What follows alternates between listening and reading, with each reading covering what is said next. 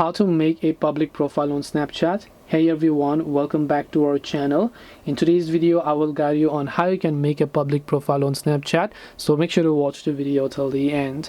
In order to make a public profile on Snapchat, all you have to do is go ahead and then first of all make sure to launch the Snapchat application here, and then tap the profile icon from the top left and just look here. You'll find the option called create public profile. Now in my case I've already created it, so let me just try to delete this public profile by the way.